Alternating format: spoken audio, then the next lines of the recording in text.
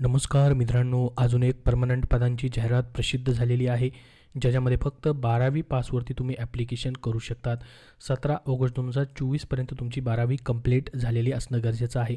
आणि महत्त्वाचं म्हणजे इथं ऑनलाईन ॲप्लाय करायसाठी फीस तुम्हाला अत्यंत कमी आहे. ओपन OBC कॅन्डिडेटला फक्त 100 रुपये फीज आहे. आणि तुम्ही वुमेन कॅन्डिडेट आहात, SC, ST, PWD किंवा ESM कॅन्डिडेट आहात, तर तुम्हाला कुठलीही फीज नाही, 0 रुपीज फीज असणार आहे. आणि घरी बसल्या तुम्हाला ऑनलाईन ॲप्लिकेशन करायचं आहे, कुठेही फॉर्म पाठवायची गरज नाही.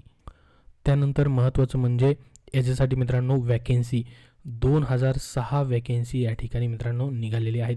2006 वॅकेन्सीसाठी ही जाहिरात जी आहे ती प्रसिद्ध करण्यात आलेली आहे. याच्यासाठी ऑनलाईन ॲप्लिकेशन जे असणार आहेत ऑलरेडी 26 जुलैपासून चालू झालेली आहेत. 17 ऑगस्ट 2024पर्यंत तुम्हाला ऑनलाईन ॲप्लिकेशन करायचे आहेत. आणि तुमची याची परीक्षा ऑक्टोबर-नोव्हेंबर 2024मध्ये लगेच घेतली जाणार आहे. त्याचसोबत महत्त्वाचं म्हणजे ही जी पदभरती होते डायरेक्ट रिक्रुटमेंट आहे, म्हणजे सरळ सेवेप्रमाणे डायरेक्ट रिक्रुटमेंट आहे. या ठिकाणी पाहू शकता to the post of stenographer grade C group B non gazetted post आहे. आणि stenographer grade D group C in various ministries department organisation include their attached offices, subordinate offices and statutory bodies of the government of India located in various state and union territories. तर बघू शकता या ठिकाणी group D group C ही जी post आहे स्टेनोग्राफरची ती या ठिकाणी भरली जात आहे. वेगवेगळे भारत सरकारचे जे पण ऑफिसेस आहेत त्यांच्या ऑफिसमध्ये स्टेटमध्ये असतील किंवा केंद्र शासनाचे जे प्रदेश आहेत त्या ठिकाणी असेल तिथं तुमचं पोस्टिंग असणार आहे. याच्यासाठी बघू शकता only those candidate who have skills in stenography are eligible to apply. मात्र तुमच्याकडं 12वी पास असून फक्त चालणार नाही, स्टेनोग्राफी तुम्हाला येणं गरजेचं आहे, त्याचं स्किल तुम्हाला असणं गरजेचं आहे, तरच तुम्ही एलिजिबल होतात ॲप्लाय करण्यासाठी. तर बघू शकता आता ही जी भरती होते याच्यासाठी एज लिमिट त्यांनी 18 ते 30 ग्रुप C साठी ग्रेड C साठी ग्रेड D साठी 18 ते 27 ठेवलं आहे. SC ST साठी 5 वर्ष सूट आहे. OBCला 3 वर्ष, PWDला 10 ते 15 वर्षापर्यंत एज रिलॅक्सेशन ठेवण्यात आलेलं आहे.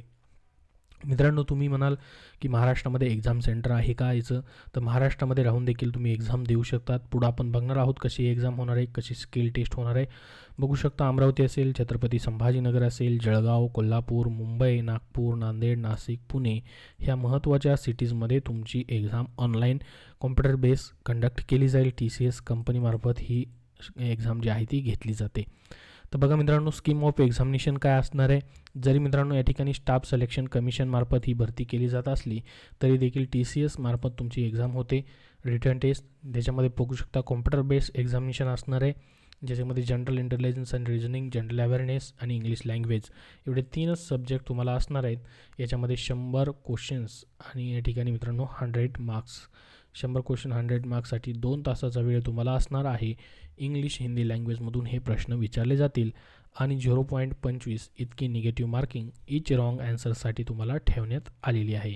तर हा एकच परीक्षा तुमची याची होणार आहे. रिटर्न टेस्ट एकच होणार आहे सरळ सेवेप्रमाणे.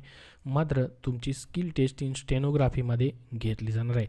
Those candidates are shortlisted in the computer-based examination will be required to appear in the skill test of stenography. The candidate will be given on one detection for 10 minutes in English किंवा Hindi as opted by the candidate in the online application form at the speed of 100 words per minute WPM for the post of stenography grade C आणि 100 WPM for the stenographer grade D.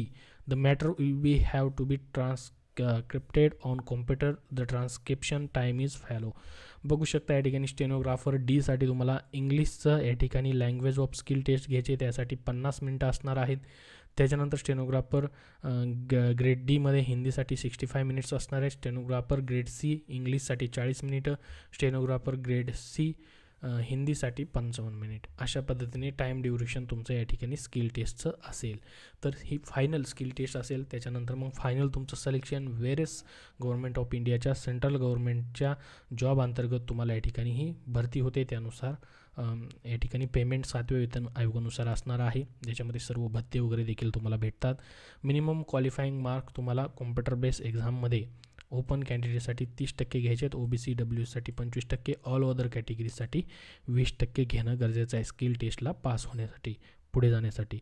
तर याबद्दल अजून तुमचे काही प्रश्न असतील तर comment बॉक्समध्ये विचारा. हा व्हिडिओ नक्की लाईक करा. धन्यवाद.